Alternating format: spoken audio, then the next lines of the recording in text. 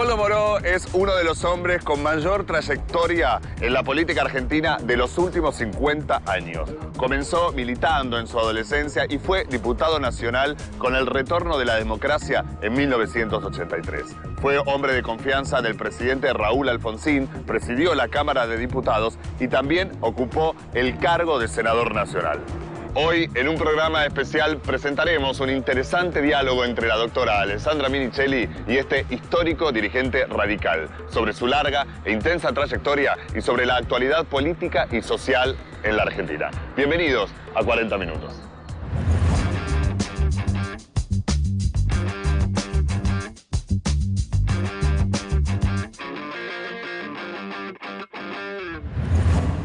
Hoy tenemos un nuevo programa especial de 40 minutos, de estos especiales que hemos organizado vinculados a la responsabilidad social en la información y en la comunicación. Y quiero comentarles a todos nuestros oyentes que a partir de ayer el Observatorio de Responsabilidad Social para América Latina y el Caribe, que depende del Instituto de Educación Superior de la UNESCO, del que la Fundación Observatorio de Responsabilidad Social forma parte porque integra el directorio, ha tomado el programa de responsabilidad social territorial y transformador que les propusimos y van a conformar el sello de responsabilidad social que va a ser sello de garantía de la UNESCO. Menciono esto porque también va en esta mención el agradecimiento a todas aquellas organizaciones, a todos aquellos profesionales, a todos aquellos académicos y a todos aquellos dirigentes políticos, como quien va a estar entrevistado hoy, que nos acompañaron en la reflexión durante los 3 años en los que hemos realizado los Congresos Internacionales de Responsabilidad Social, 2013, 2014 y 2015, porque fue ese el puntapié para el trabajo de investigación que derivó en este sello de responsabilidad social territorial y transformador que esperamos que se constituya en la posibilidad de verificar que la acción de responsabilidad social no solo tenga arraigo en territorio, sino que a su vez se conforme en transformador de la realidad. El dirigente político que nos acompañó el año pasado en el Congreso es Leopoldo Moró. Para nosotros, Leopoldo, es importante tu testimonio, es importante tu testimonio de vida, es importante que nos cuentes mucho de tu trayectoria, porque vos fuiste uno de los fundadores también de Franja Morada, que fue el movimiento juvenil que allá por el 68 empezó a dar la batalla desde las facultades. Y en ese momento vos estabas en la Facultad de Derecho. ¿Por qué no nos contás un poco desde el origen de tu militancia radical? En realidad yo me incorporo a militar no desde la universidad, sino desde lo territorial. Más o menos por el año 61, yo tendría 15 años. Me acerco a un comité de lo que en aquella época era la Unión Cívica Radical del Pueblo, que estaba enfrentada a la UCRI, que era la Unión Cívica Radical Intransigente.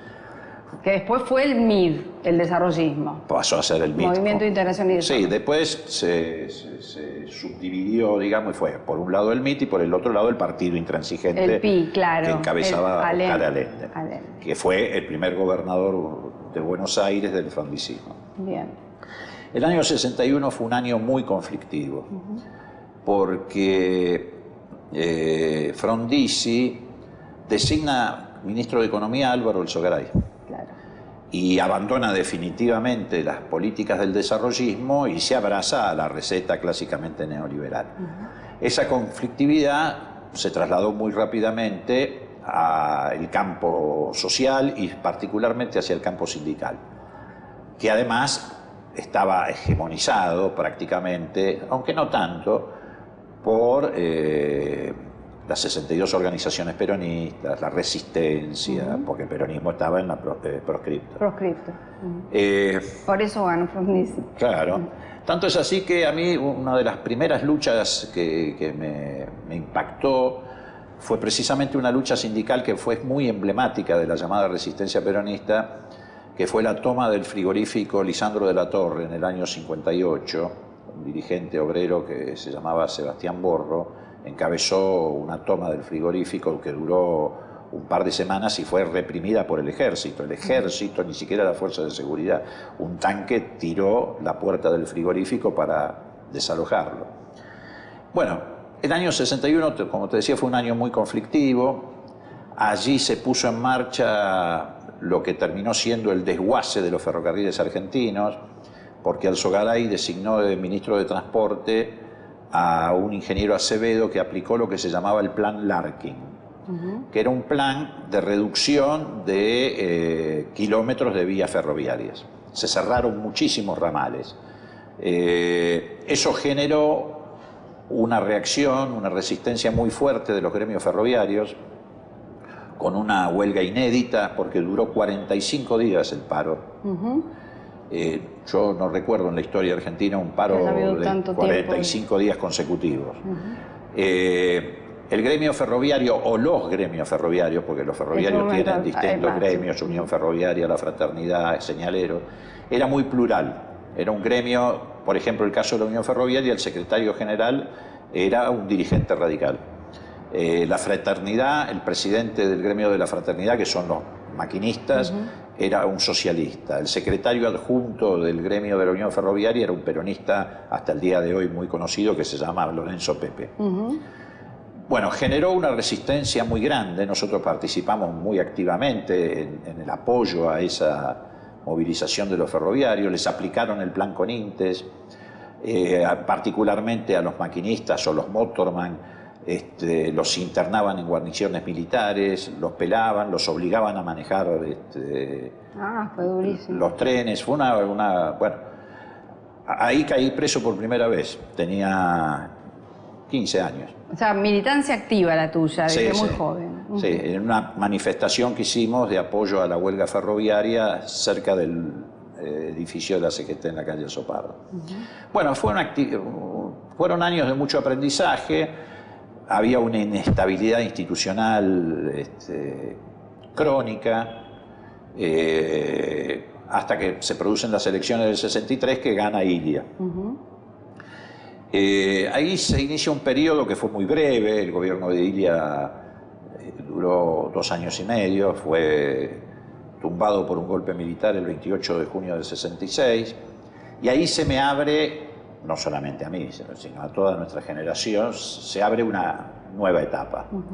Digamos, una nueva etapa en términos de la experiencia militante, etcétera, porque empezamos casi sistemáticamente a convivir desde ese momento, salvo en el interregno, de Cámpora y Perón, sistemáticamente con dictaduras militares hasta el 83. Así que ahí...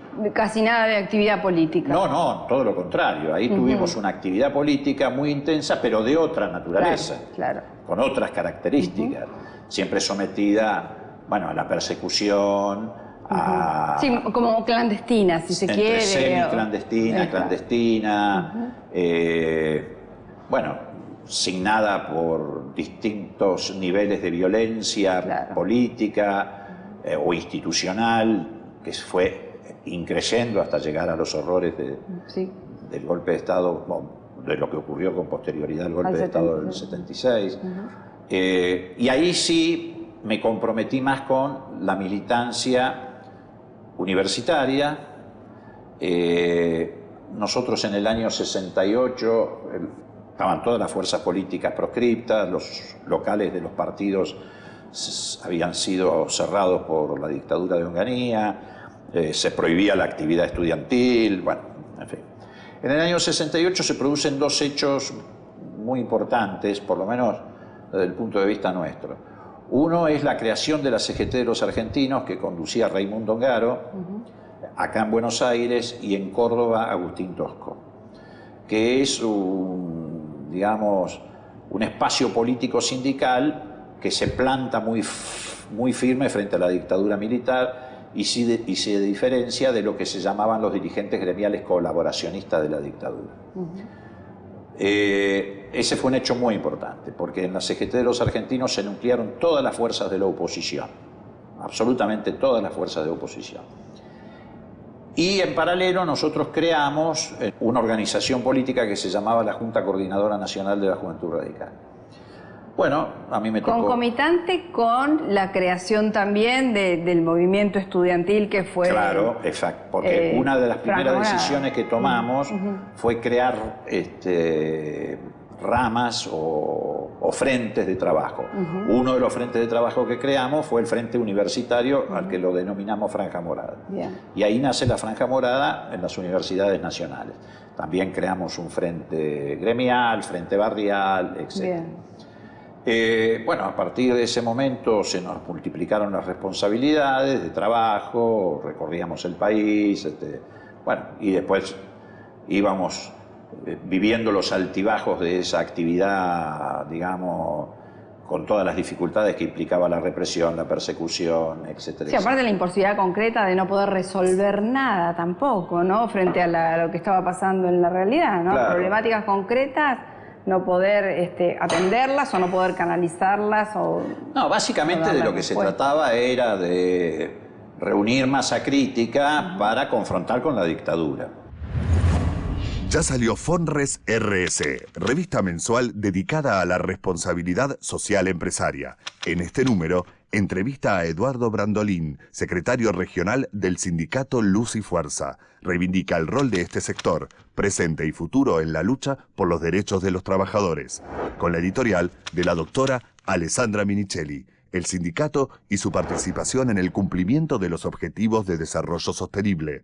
Además, Planes Nacionales en RS, el rol de los Estados europeos. 2017, Año Internacional del Turismo Sostenible para el Desarrollo. Y como siempre, la mejor información sobre contenidos socialmente responsables. Fonres RS. Conseguila en kioscos, suscribiéndote en nuestra página web www.fonres.com. Recibirás de regalo el pequeño diccionario de responsabilidad social de Force. Seguimos compartiendo esta historia de militancia y de actividad política de Leopoldo Moró y también su visión de la actualidad a través de este diálogo con la doctora Alessandra Minichelli. Después, bueno, vino el proceso democrático que se inició en el 73, pero ese proceso democrático no desplazó la violencia política. Claro. Al contrario, en alguna medida también se fue intensificando. Desgraciadamente, y bueno... ¿Y en ese momento liderazgo claro en el radicalismo? En ese momento todavía no había... A ver, del 73 en adelante el liderazgo todavía lo conservaba Balbín, que venía conduciendo el radicalismo en los últimos 20 años. Él era el que tenía el liderazgo más fuerte. Pero ya en esa etapa había empezado a aparecer como un liderazgo en ascenso el de Alfonsín, a pesar de que perdió 2 o 3 elecciones internas consecutivas en el seno del radicalismo con Balbín.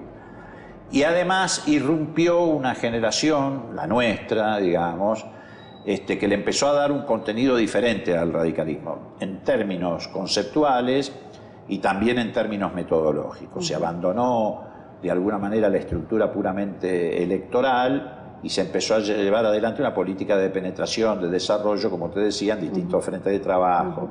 En el que más exponencialmente se creció fue en la universidad. Bueno, la combinación de estos dos factores, este liderazgo incipiente de Alfonsín y esta irrupción de cuadros juveniles que hasta ese momento el radicalismo no tenía, digamos, por lo menos cantidad y extensión, fue germinando en lo que se llamó el Movimiento de Renovación y Cambio, que es el que lidera Alfonsín como corriente interna del radicalismo. Bueno, ese proceso se interrumpe, como se interrumpió toda la vida política argentina, por el golpe de Estado del 76. Por supuesto, ahí entramos ya en una fase aún más difícil de la actividad política, con todo lo que eso conllevaba, ¿no? Sí, claro, claro. Ahí quedó como aquietada la vida interna de los partidos, estaban todos bloqueados. Nosotros desarrollábamos actividad política en condiciones muy difíciles, como el resto. Sí, aparte no podía haber reunión de más de 3 personas. Claro, era todo más que nada una búsqueda, una defensa en el marco de los derechos humanos, a ver qué estaba pasando. Ahí Alfonsín empieza a adquirir un gran protagonismo, porque fue uno de los pocos, no el único, pero uno de los pocos dirigentes políticos que se comprometió muy activamente en el tema de los derechos humanos. Él, un año antes del golpe, había pasado a integrar como vicepresidente la Asamblea Permanente de los Derechos Humanos, que la presidía Monseñor de Nevares, un obispo muy conocido de aquella época y muy comprometido con la causa de los derechos humanos. Bueno, otro de los copresidentes era Alfredo Bravo. Bueno, claro. Y ahí empieza Alfonsín a tener cierta notoriedad, por lo pronto, en el mundo de la política, porque, bueno, digamos, se hace más visible. Se hace más visible, empieza a tener un papel activo en la defensa de los derechos humanos y va empezando a construir un espacio que podríamos, digamos, denominarlo de alguna manera de centro-izquierda dentro del radicalismo. Y bueno, ya hacia finales de la dictadura, cuando la dictadura entra ya en una decadencia, fundamentalmente con la marcha de la CGT del 30 de marzo del 82, la derrota militar de Malvinas, el tema de derechos humanos ya en el mundo había explotado, se había producido la visita de la Comisión Interamericana de Derechos Humanos, en fin, cuando ya la dictadura estaba cercada, Alfonsín emerge muy fuertemente y bueno, empieza a hacer una lectura de la realidad política que fue con la que coincidió el 52% de los argentinos en las elecciones del 83, que básicamente se apoyaba en 2 o 3 ejes, ¿no? Uno de ellos era precisamente el tema de los derechos humanos. A diferencia de Luder, que había planteado que había que respetar la ley de autoamnistía que se habían dictado los militares, Alfonsín decía que no, que había que juzgar la violación de los derechos humanos. Bueno, que fue lo que efectivamente hizo apenas asumió el gobierno. Sí, fue muy fuerte también la presencia de Franja Morada en las universidades. Confluyeron un montón de factores. También el planteo de la democratización sindical, porque se venía de esa historia de un sindicalismo en general colaboracionista. También lo que había ocurrido con el justicialismo en la última etapa, el Rodrigazo, el gobierno de Isabel Perón, las Tresá, López Rega, eso no había dejado al justicialismo parado en las mejores condiciones, digamos. Era la peor cara, no la mejor cara del peronismo. La mejor cara del peronismo renace con la renovación peronista en el 85, que encabeza Cafiero. Pero Alfonsín, digamos, de alguna manera obtuvo ventaja por esto. La suma de todos estos factores. Bueno, si se quiere, eso trasladado en el tiempo es lo que ocurrió después de la Rúa con el radicalismo, ¿no? Se opacó, se aplacó, con lo cual, bueno, eso hizo también que tu candidatura tuviera poca presencia. En realidad tendrías que haber sido el candidato en el momento de la Rúa y no después, a ver, reflexionándolo. Bueno, ¿no? pero cada circunstancia histórica, los tiempos históricos nos los marca uno. Lo concreto es que, bueno, ahí pasamos ya a una etapa muy diferente, no solo para nosotros, sino para los argentinos, que fue llevar adelante la tarea de la consolidación democrática, pilotear esa transición democrática, que no estuvo exenta de problemas, de riesgos, de dificultades, intentonas golpistas, golpe de Estado económico en el año 89, que hoy la mayoría de los argentinos visualiza que fue un golpe de Estado económico. En aquel momento no. La gente creía que era el fracaso de las políticas económicas de Alfonsín, la torpeza para manejar la economía. En realidad, la que hizo muy visible que se trató de un golpe de Estado económico fue después, muchos años después, Cristina Kirchner. Porque efectivamente la derecha en general, siempre que se predispone a llevar adelante políticas de ajuste, te fabrica previamente una crisis que la justifique. Y en este caso fue el golpe de Estado económico. A Cristina le quisieron hacer lo mismo, pero bueno, había condiciones diferentes, no pudieron, a pesar de que hubo corridas cambiarias, golpes de mercado, etc. Por eso ahora han fabricado la pesada herencia como supuesta crisis previa que justifica el ajuste. Así que bueno, llevamos adelante esa tarea de consolidación democrática. Yo, si me pide alguien un balance o una valoración, te diría que estoy satisfecho con esa etapa. Era lo que se podía hacer en ese momento. Estoy satisfecho. Básicamente porque el objetivo, todo gobierno tiene en general un objetivo estratégico, no importa su ideología. El objetivo estratégico nuestro era consolidar la democracia. Lo habíamos intentado los argentinos 1000 veces y habíamos fracasado 1000 veces. Y era impensable que después del horror que habíamos vivido, también volviéramos a fracasar. Entonces hoy estamos sentados haciendo este reportaje, etcétera, bueno, porque ese objetivo se logró, se ganó, estabilizamos la democracia. Después vienen otras circunstancias. El objetivo estratégico del gobierno de Menem fue llevar adelante las políticas que dictaba en aquel momento la globalización neoliberal. Sí, claro. El objetivo político del gobierno de Cristina y de Néstor fue precisamente lo contrario. Sí, volver a un modelo social nacional, Claro, de inclusión. Entonces, nosotros cerramos nuestro capítulo garantizando la democracia, que era básicamente lo que se le pedía a ese gobierno de Alfonsín. Digamos. Por eso él pudo reunir un 52% de los votos, que obviamente no eran radicales, pero que sí veían en esa propuesta la posibilidad de estabilizar la democracia. En ese momento, hoy es difícil explicárselo a un chico joven, pero quienes estábamos rodeados de muerte, de persecución, de un Estado, viste que ahora se habla mucho de la herencia recibida, ¿no? Sí. Para mi generación, la tuya, es bastante fácil comparar las herencias que se han recibido. Alfonsín recibió un Estado organizado para matar a sus ciudadanos. Claro, claro. Y lo tenía que democratizar. Néstor y Cristina recibieron una sociedad sin Estado. Claro.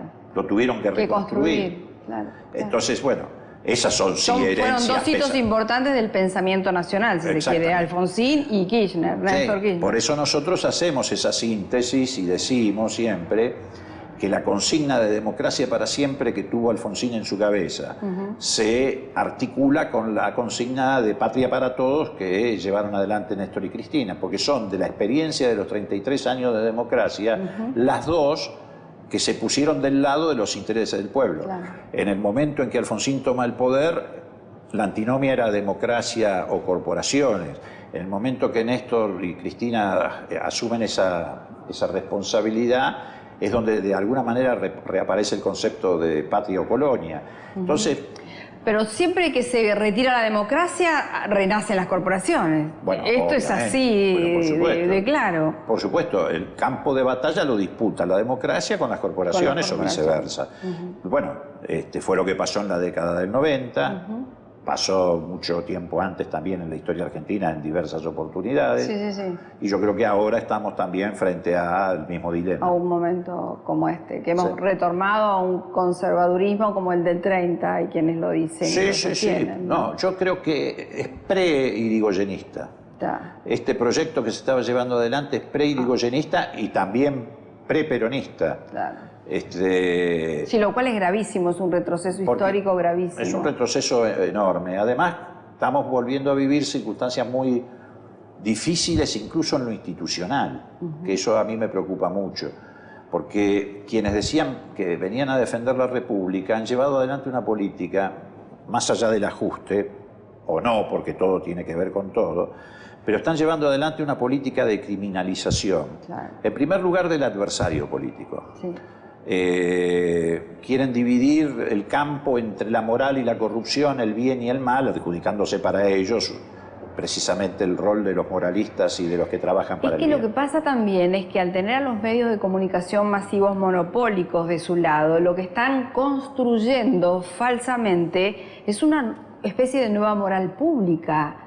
Como ellos se erigen desde algún lugar en eso, pero eso va a tener, mira, eso va a tener patitas cortas, porque en general estos grupos concentrados representan a la corrupción estructural. Claro.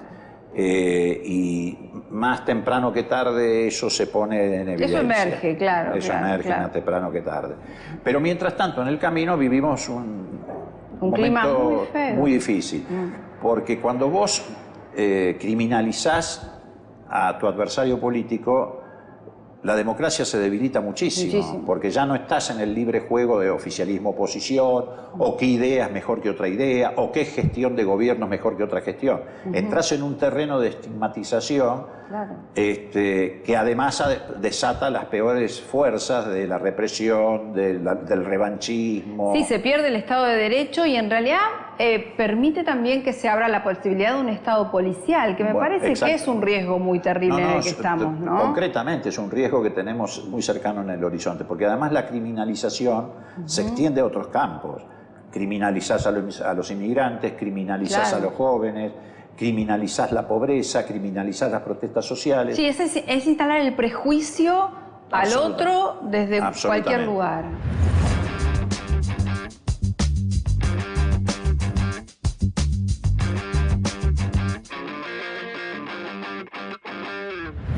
Hay mucho más de este interesante diálogo entre la doctora Alessandra Minicelli y el dirigente político Leopoldo Moró. Los invitamos a compartirlo la semana próxima en un nuevo especial de 40 minutos. Gracias por habernos acompañado.